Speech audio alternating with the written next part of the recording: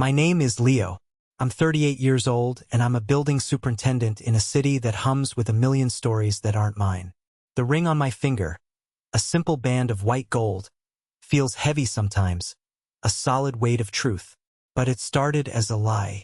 It started as a whisper in a crowded ballroom, from a woman I had never met before in my life.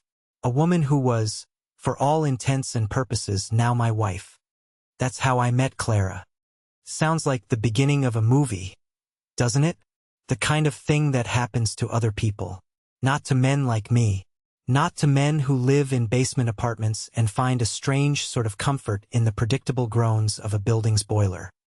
But to understand how I ended up standing there, with this stranger's hand tucked into the crook of my arm, nodding along as her mother discussed floral arrangements for a wedding that wasn't real, you need to understand where I was before she found me. Let me back up. For 5 years, I had been what you might call switched off. A ghost haunting the service corridors of a pre-war apartment building on the Upper West Side. My life was a series of routines. Wake at 5. Check the boiler pressure. Sweep the lobby. Respond to work orders. A leaking faucet in 3B. A flickering light in the 5th floor hallway. A jammed window in 8A. I was good at it. I was competent. I could coax a dying radiator back to life with a wrench and a bit of patience. I could diagnose a short circuit by the specific smell of burnt dust. People in the building knew me as Leo, the quiet super, the guy who could fix anything. They'd smile, say hello, and I'd nod back. But they didn't really see me, which was exactly how I wanted it. Seeing implies connection. Connection implies hope. And hope was a currency I had stopped trading in a long time ago. My world had shrunk to the size of my basement apartment. A small, clean space with exposed pipes running along the ceiling. My father's old work boots sat by the door, the leather cracked and worn. A silent monument to a man who knew how to build things, how to fix things, how to hold a family together. He died when I was 25. A heart attack on a construction site. One moment he was there, a solid wall of quiet strength and sawdust-scented flannel shirts, and the next he was gone. He left behind my mother, who withered without him, and me who didn't know how to be a man without his blueprint. My dad had these sayings, little bits of wisdom he'd drop while we were working on his old truck or fixing a fence. They were his compass, and for a while they were mine too. His favorite, the one he said the most, was about trust. Some things you don't force, son, he'd say, his voice a low rumble. You just stand by them until they're ready. You earn trust. You don't break a spirit to get it. I tried to live by that. I really did. Then came Amelia. She was vibrant and loud and full of plans.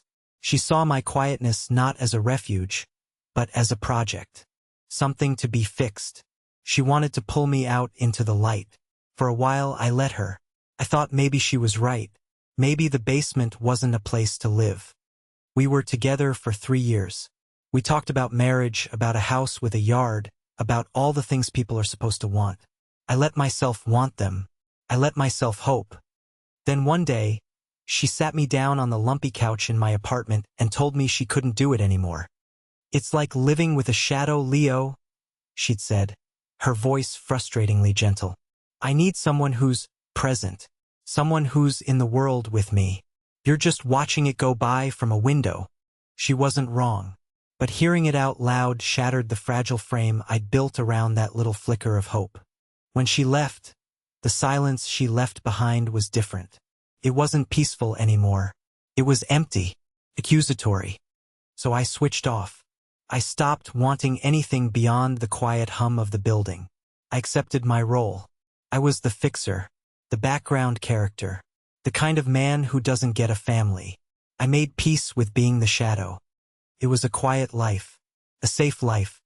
And then I got an invitation. It was for my 10-year college reunion. I had no idea why they even had my address. I'd been an engineering major, a quiet kid who sat in the back of lectures and disappeared the moment class was over. I had no fond memories, no old friends I wanted to see. My first instinct was to toss it in the incinerator chute. But for some reason, I didn't. I put it on my small kitchen counter, and for a week, it stared at me. A challenge. Adare. Maybe it was the monotony. Maybe it was a flicker of that old, stubborn part of me that my father had. But on the night of the event, I found myself putting on a clean shirt and a jacket I hadn't worn in years. Just to see. Just to prove to myself that I could still walk into a room full of people, even if I didn't belong there. The ballroom was loud. A cacophony of forced laughter, clinking glasses, and a terrible band playing hits from a decade ago. It was exactly as I'd imagined. A sea of strangers wearing name tags, all performing a version of themselves they thought everyone else wanted to see. I felt like a ghost just as I did in my building. I got a glass of water from the bar and found a quiet corner, ready to slip out after a socially acceptable 10 minutes. That's when she appeared. She wasn't walking. She was fleeing. Her eyes were wide, scanning the room with a desperate energy. She wore a simple dark blue dress that made her stand out in a sea of sequins and silk. There was a frantic, hunted look about her that cut through the noise of the room. Our eyes met for a fraction of a second. I saw a flicker of something. Recognition? No, calculasten. Her path changed. She moved toward me with a purpose that was both terrifying and magnetic. She stopped right in front of me, so close I could smell the faint scent of rain and soap on her skin. She didn't even look at my face. Her eyes were locked over my shoulder, at someone behind me. "Please," she whispered, her voice tight with panic. "Pretend we're married." I just stared at her. My mind, usually so quick to diagnose a problem and find a solution, went completely blank. This was not a leaking pipe. This was not a faulty wire. There was no manual for this. Before I could form a single word, a man appeared behind her. He was handsome in that easy, confident way that always made me feel like I was assembled from spare parts. He wore an expensive suit like a second skin. His smile was dazzling. It didn't reach his eyes.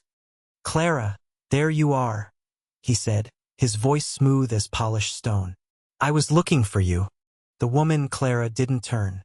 Instead, she took a half-step closer to me and slipped her hand into mine. Her fingers were ice-cold.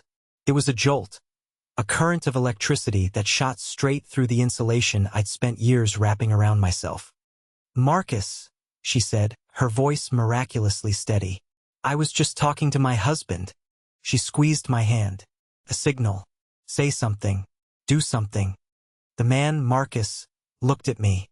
His eyes raked over me, from my slightly too old jacket to my work-roughened hands.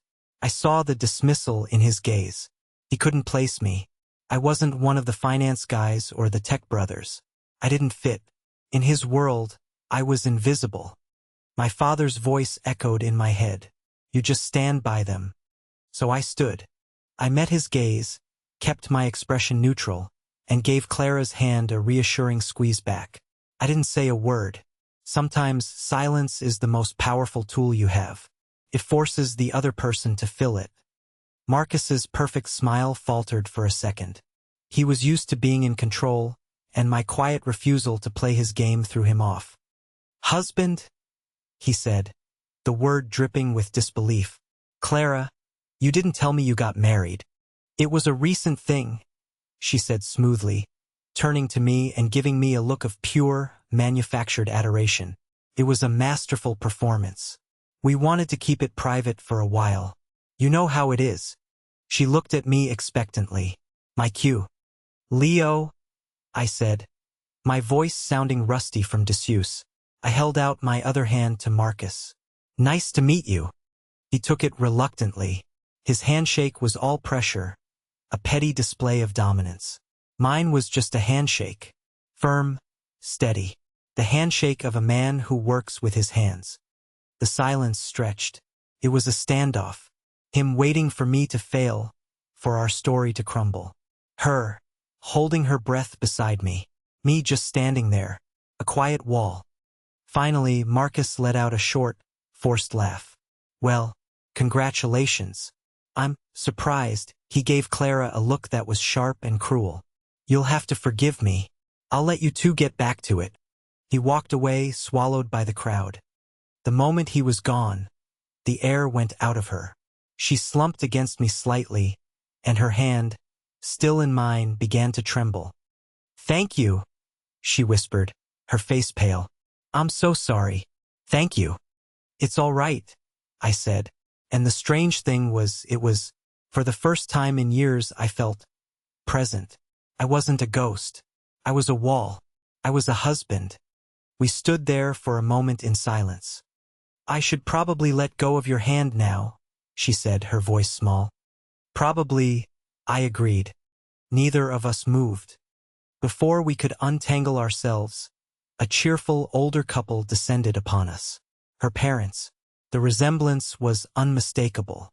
Her mother had the same wide, expressive eyes. "Clara, darling, we saw you from across the room. And who is this?" her mother chirped, beaming at me. Clara's posture stiffened again. I could feel the panic radiating from her. She opened her mouth, probably to invent a quick escape, but her mother was already looking at our joined hands. Her eyes lit up. "Oh my goodness," she breathed. "Is this?" And that's when Clara, for the second time that night, made a decision that would change everything. She looked from her mother's hopeful face to my neutral one, took a deep breath, and sealed our fate. "Mom, Dad," she said, her voice ringing with false confidence. "This is Leo, my husband. If you believe that sometimes the only way to help someone is to step into their story, no questions asked, then you should know this channel is full of stories just like this one." The next hour was a blur. Her parents, overjoyed and completely blindsided, swept us into a whirlwind of introductions. Aunts, uncles, old family friends. I shook hands, nodded, and said very little. Clara did all the talking. She was brilliant. She wove a story for us out of thin air. We'd met through a mutual friend. A vir vim romance. A quiet elopement at City Hall. She gave me a job, an architect, specializing in historical building restoration. It was close enough to my reality that I could almost believe it. She said I was quiet, thoughtful, a man of few words but deep integrity. She was painting a picture of me that I didn't recognize, but desperately wanted to be. Somewhere in the inventing, the strangest thing happened. We stopped inventing and started actually talking. In hushed whispers between introductions, she'd ask me a real question. "What's your favorite movie?" "The old black and white ones," I'd murmur back. "The ones where people talk instead of shout." "Favorite food?" "Anything I don't have to cook myself." A small, genuine smile touched her lips, transformed her face. The tension fell away, and for a second, I saw the real person underneath the performance. Her father, a man with a handshake as firm as mine, pulled me aside at one point. He had kind, worried eyes. "You'll take care of our girl, won't you, Leo?" he asked, his voice low. She's been through a lot." I looked over at Clara, who was trapped in a conversation with a woman wearing a feathered hat. She looked exhausted, fragile. "Yes, sir," I said. "I will." And I meant it. I didn't know why. I didn't know her, but I felt a fierce, protective instinct rise up in me. An instinct I thought had died with Amelia. We finally escaped just after midnight. We didn't speak in the elevator down to the lobby. The silence was thick with all the things we hadn't said. Out on the street, the cool night air was a relief. "I live this way," she said, pointing east. "I'm west," I said. We stood on the pavement, two strangers bound by an elaborate lie. "Listen," she started, turning to face me. "I can't thank you enough. What I did back there with my parents, it was a moment of insanity. You don't have to. This doesn't have to continue." "What was this about?" I asked, my voice softer than I intended. "That guy, Marcus." She flinched at his name. She looked down at her hands, then back up at me. Her eyes searched my face, looking for judgment. She found none. "He's my ex," she said simply. "We had a very public, very messy breakup about a year ago. He wasn't kind about it. He told people I was unstable, difficult. He has a way of making people believe him." "I believe you," I said. The words came out before I could think about them. A tear welled in her eye, and she quickly blinked it away. Why? I'm a good judge of character. I lied. The truth was I wasn't. But I knew what it felt like to have someone define you, to be put in a box you didn't build. There's more, she said, her voice barely a whisper. My younger sister, Lily, she's getting married in 2 months. She adores Marcus. They were friends. When he and I broke up, the things he said about me, it sent her into a spiral. She has a very fragile mental state. She ended up hospitalized for a while. My stomach clenched. This wasn't about pride. This was about protection. Lily is doing so much better now, Clara continued, her words rushing out. She's happy. She's stable. Her wedding is the most important thing in the world to her. But my parents insisted I come to this reunion. I knew Marcus would be here. If he started something, if there was a scene, it would get back to Lily. It would destroy her. I needed a shield. I needed to look like I had moved on, that I was happy and untouchable. She finally stopped, breathless. She was looking at me, her expression raw and vulnerable. She wasn't the brilliant actress from the ballroom anymore. She was just a woman carrying a burden that was far too heavy. The world saw a difficult, bitter ex-girlfriend. But I saw a sister standing guard over her sibling's fragile peace. A quiet protector. So you invented a husband, I said. She nodded, a wry, self-deprecating smile on her face. It seemed like a good idea for about 5 seconds. Then my parents started talking about throwing us a proper reception after Lily's wedding. She groaned and hid her face in her hands. I've made such a mess. I thought about my quiet basement apartment, the predictable hum of the boiler, the safety of being a ghost. I could walk away right now, go back to my life. She'd given me the out. But then I thought of my father's words. You just stand by them. 2 months, I said. She looked up, confused. What? Let's stay married for 2 months, I said. The words feeling both insane and incredibly right. Until your sister's wedding is over. I'll be your shield. Marcus won't be able to touch you. Your family will see you're happy. Lily will be safe. She stared at me, her mouth slightly open. You would do that? For me? You don't even know me. I know you're trying to protect your sister, I said. That's enough for me. A long moment passed. The city hummed around us. Okay, she whispered. Okay, architect. Okay, wife, I replied. A real smile, bright and beautiful, finally broke through.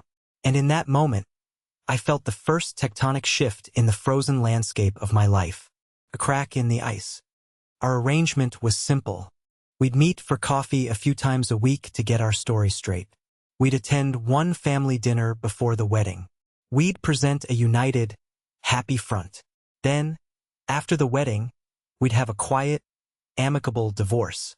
Our first few story-building sessions were awkward. We sat in a small coffee shop, notebooks open, like we were studying for an exam. Where did we go on our first date?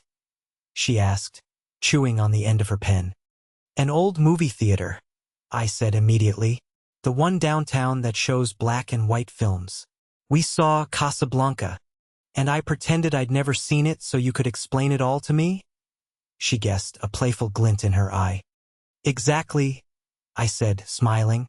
And you bought me popcorn. The lines began to blur. We started talking about our real lives. She was a freelance graphic designer, working from home, which was why no one had ever met me.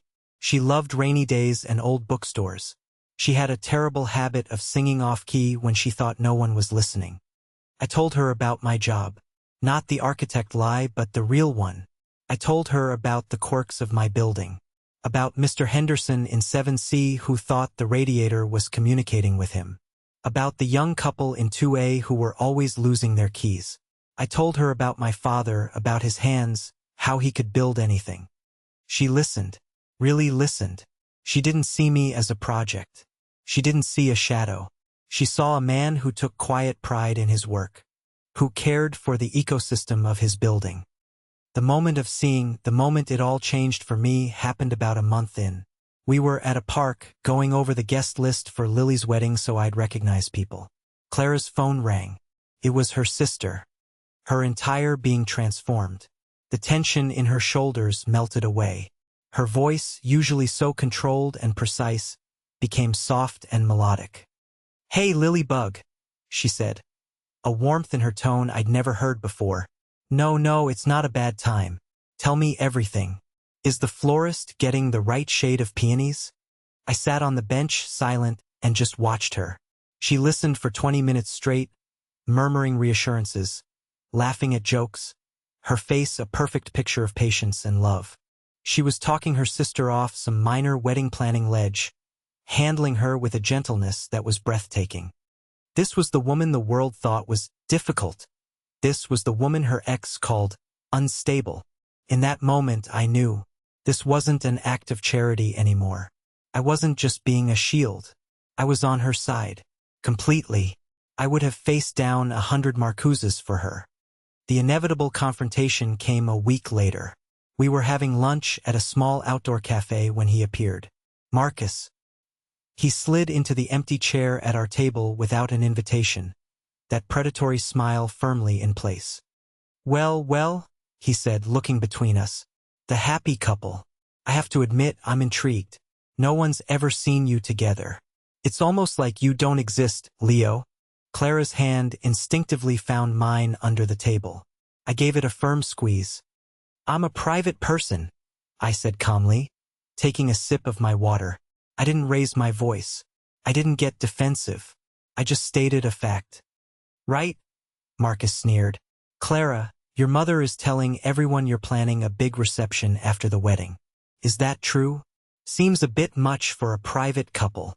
He was trying to corner her, to poke holes in the lie until she unraveled. I could feel her tension beside me. "We're focusing on Lily's wedding right now," Clara said, her voice tight. "That's the most important thing. Always the martyr, aren't you?" he said with a cruel little laugh. "Always hiding behind your little sister." That was it. That was the line. I put my water glass down on the table with a soft, deliberate click. The sound cut through his laughter. I looked directly at him. My face was calm. My voice was low. "You should go," I said. It wasn't a request. It was a statement. The kind of statement I used when a tenants party was getting too loud at 3 in the morning. No anger. No threat. Just quiet, immovable authority. Marcus was taken aback. He was used to big reactions. Yelling. Crying. My quiet dismissal was something he didn't know how to fight. "Excuse me?" he scoffed. "I think you heard me," I said, my eyes never leaving his. "We were having lunch. And now you're leaving." He looked from me to Clara and back again. He was looking for a crack, a weakness. He found none. We were a solid wall. He stood up, knocking his chair slightly. "You're making a mistake, Clara," he hissed, his charming facade gone completely. Then he left. Clara let out a breath she'd been holding. She looked at me, her eyes wide. "How do you do that?" she asked. "You didn't even raise your voice." "My dad taught me," I said, a small smile playing on my lips. "You don't have to be the loudest person in the room to be the strongest." She didn't let go of my hand for the rest of the meal. The rehearsal dinner was the main event, the final test. It was held at a fancy country club. I felt out of place in my rented suit, a borrowed man in a borrowed life. Clara looked beautiful in a simple green dress, but her smile was brittle. Marcus was the best man. Of course he was. He stood up to give his toast. He started with charming anecdotes about the groom, but then his focus shifted. He talked about loyalty, about family, and then he looked directly at Clara. "To family," he said, raising his glass. "The ones who support you, who lift you up. And to knowing the difference between a protector and a gatekeeper. Between someone who loves you and someone who's just afraid of being left behind." The room was silent. It was a direct, vicious attack, veiled in the language of a heartfelt toast. I saw Clara's parents shift uncomfortably. I saw the confused, hurt look on Lily's face. Clara just stared at her plate, her knuckles white as she gripped her fork. My blood ran cold, then hot. This was it. The moment. My father's voice was crystal clear in my mind. You earn trust. You don't break a spirit. I didn't want to break Marcus. I wanted to build up Clara. I stood up. A few heads turned. Clara looked at me in alarm, shaking her head slightly. Don't. I gave her the smallest nod. Trust me. I walked to the front of the room and picked up the microphone. My heart was hammering against my ribs. I had never spoken in front of more than 3 people in my life. Hello, I said, my voice steady. My name is Leo. I'm Clara's husband. A murmur went through the room. I looked at Clara, at her family, at Lily. I'm not a man who's good with words, I began. My job is to fix things, and I've learned that most broken things don't need a big, dramatic solution. They just need quiet, steady attention. They need someone to see where the real problem is. I paused, letting the words settle. I heard the word gatekeeper tonight, and it made me think. I want to tell you a story about the Clara I know. In the building where we live, or where I pretend to be an architect, there's an elderly woman on the 3rd floor. Her husband passed away last year. She's alone, and her children live across the country. Every Tuesday, without fail, Clara knocks on her door. She doesn't bring a casserole. She brings 2 screwdrivers and a can of oil. And for an hour, she helps Mistress Hemmings fix her old cuckoo clocks. She doesn't do it for praise. Most people don't even know she does it. She does it because she knows that for that woman, the sound of those clocks ticking is the sound of not being alone. The story wasn't real, of course, but it was true. It was true to the woman I had seen on the phone with her sister. It was true to the woman who was carrying this immense burden in silence. That's not a gatekeeper, I said, my voice ringing with a conviction I didn't know I had. That's a protector. That's a woman who sees the real problem, the quiet hurt that no one else notices, and she shows up to fix it. She is the strongest, most loyal person I have ever known. I looked directly at Clara. Her eyes were shining with unshed tears. I am the luckiest man in the world to be her husband, I finished. To Lily and Tom, congratulations. I put the microphone down and walked back to my seat. The silence was absolute. Then someone started to clap. It was Clara's father. Then her mother. Soon the whole room was applauding. Not for me, for her. I sat down beside her. Under the cover of the tablecloth, she found my hand. Her grip was tight. The cuckoo clocks? She whispered, a watery laugh in her voice. Seemed like something you would do? I whispered back.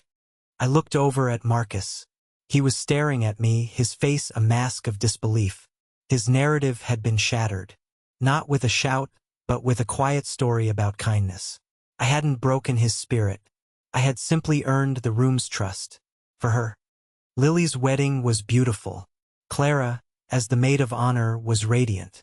She seemed lighter, as if a physical weight had been lifted from her shoulders. Her parents treated me like a son. Marcus avoided me completely. Our mission was a success. We drove back from the wedding in a comfortable silence. The pretense was over. The contract fulfilled. We were just Leo and Clara again. 2 strangers. I walked her to the door of her apartment. This was it. The end of the lie. Well, she said, fidgeting with her keys. Thank you, Leo, for everything. You were more than I ever could have asked for. You're welcome, Clara, I said. My chest felt hollow. I wanted to say more. I wanted to say that I didn't want it to be over. That the fake life we had built felt more real to me than anything in my basement apartment. That I had started to fall in love with the woman who fixed imaginary cuckoo clocks. But I couldn't. The words were stuck. I was the quiet man, the fixer.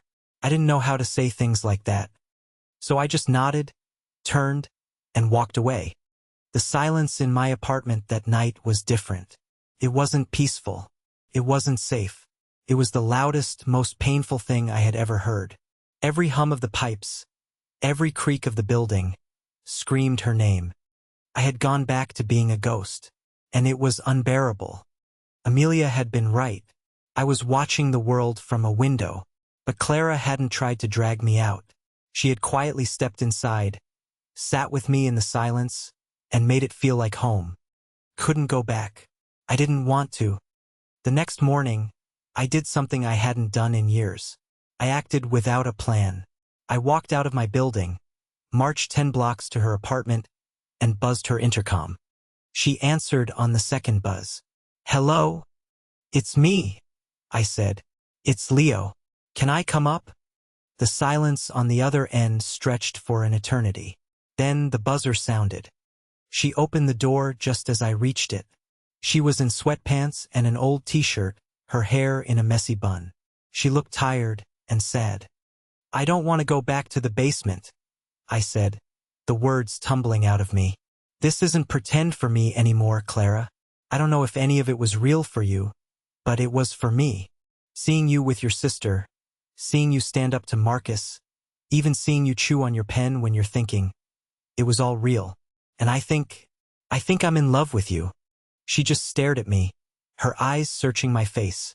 And then I saw the same vulnerability I'd seen that first night at the reunion. "I was just sitting here," she said, her voice thick with emotion, "trying to figure out how I was going to live in a world where you weren't my husband."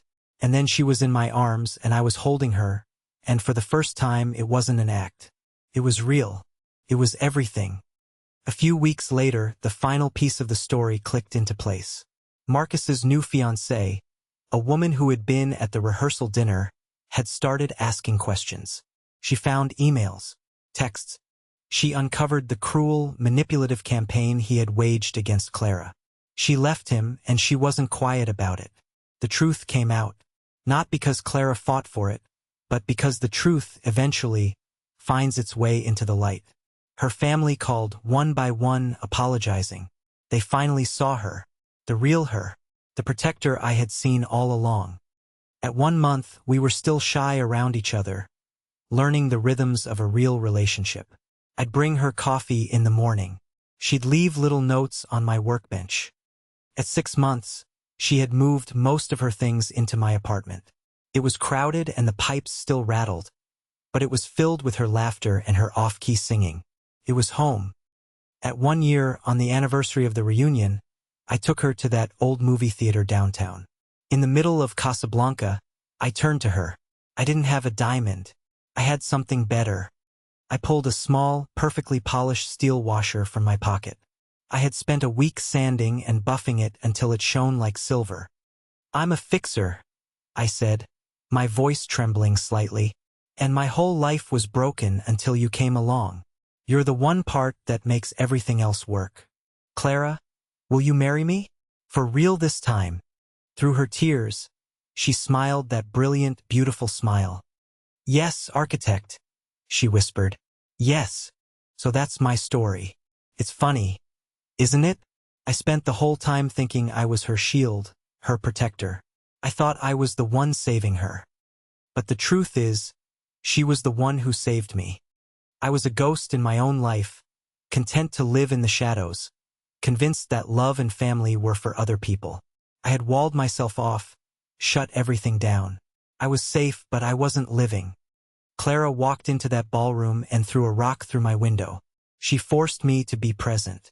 She needed a husband, and in pretending to be him, I remembered how to be a man. A man who shows up. A man who protects. A man who loves. She didn't fix me. No, she just stood by me, quietly, until I was ready to fix myself. My dad was right. You earn trust, you don't break a spirit to get it. I thought I was earning her trust, but all along she was earning mine. She was teaching me to trust in hope again. To trust that I was worthy of being seen. To trust that the quiet man in the basement could be the hero of someone's story. And she did it all just by being herself. Strong, loyal, and kind. A woman who fixes cuckoo clocks for lonely old ladies. She was the one who rescued me. I'll spend the rest of my life making sure she knows it.